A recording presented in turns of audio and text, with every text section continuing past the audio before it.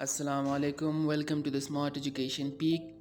My dear students, in this lecture we will discuss about the cations and anions with detail, and we will clear which of the following formation is endothermic and exothermic for the cations and anion formation.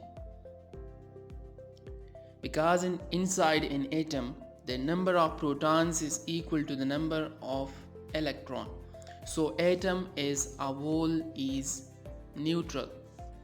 But what happened in the case of cations formation and in the case of the anion formation, that the number of electrons and protons are unequal.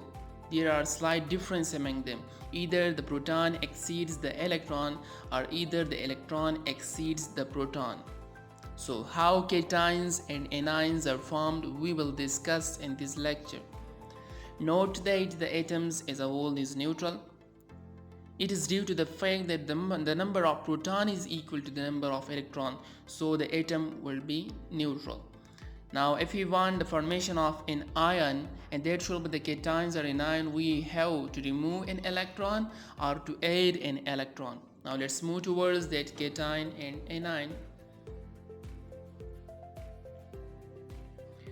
The loss of electron is called oxidation. During the cation formation, the electron is lost, so cation formation will be the oxidation process. Now let us, in a brief way, we will discuss the difference between the cations and anions simultaneously, that we can easily learn.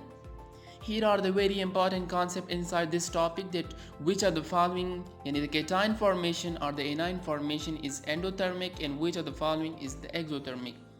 The cations are the positive ions formed by the loss of the electrons from an atom. The anions are the negative ions that will be formed by the addition of the electron in an atom. Because during the formation of the cations the electron is lost, so its formation will be the oxidation process, while during the formation of the anion the electron is added, while the addition of the electron is known to be the reduction process, and you can see it easily in the given equation.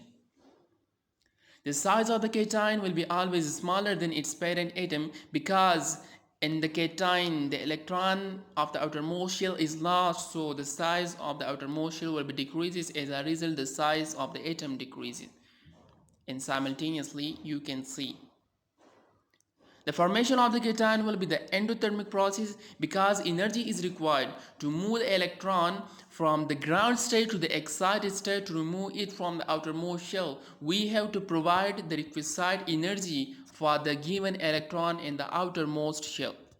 Here is the very important concept. Exception is here, that the formation of the uninegative anion is always exothermic, but the dinegative charge anion formation is always endothermic. This is the MCQs NMDK 2020. This is very important concept that is constantly asking in the MCAT examination. So that is, please subscribe, like and share. Thanks. If you have any difficulty in